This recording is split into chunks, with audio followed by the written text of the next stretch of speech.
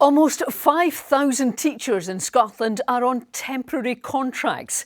The figures came from a Freedom of Information request from the Scottish Conservatives.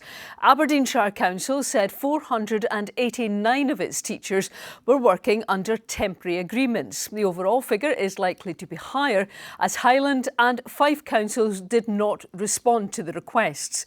Well, Brandon Cook's in our newsroom for us. So, Brandon, clearly there's been some really frustrating times for teachers. Can you talk us through these figures? Yes, well, we've heard anecdotal evidence over the past few weeks, Andrea, of the difficulties that some teachers have been facing, especially from teachers who qualified relatively recently. Now, we've got these figures through a Freedom of Information request by the Scottish Conservatives. The data shows that as of the 1st of June this year, nearly 5,000 teachers in Scotland have been handed a temporary contract. The highest number of temps is in Edinburgh, and if we look across the north of Scotland, Aberdeenshire is the second highest in the country. It has 489 teachers on a temporary contract for this coming year. Perth and Kinross rank fairly highly too, with 144, while the Western Isles have 79 teachers on temporary contracts. The big question, though, is whether this is any different to previous years. We know that temp posts have risen ever so slightly over the past 4 years, but it's not entirely clear yet if this year will be any higher.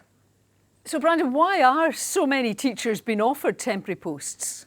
Well, we're told this is mostly down to the funding of cash-strapped councils. In the recent Scottish budget, the Scottish Government set aside £145 million for councils to spend on permanent teaching positions to try and block the gap, essentially. But the EIS claim this money isn't enough and is only being used by 11 councils, so many teachers simply aren't feeling the benefit yet. So the money wasn't strongly ring-fenced, certainly it wasn't ring-fenced enough from our perspective, and the Scottish Government really needs to tighten up on that. But what we would also say is that wasn't enough money in the first place. We need many more teachers in this period of post-pandemic recovery in order to support the young people who have so much greater need than they did pre-pandemic, and we need to see more teachers rather than fewer.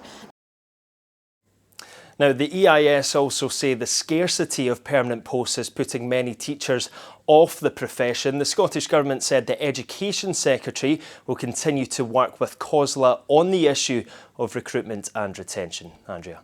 Thanks for that, Brandon.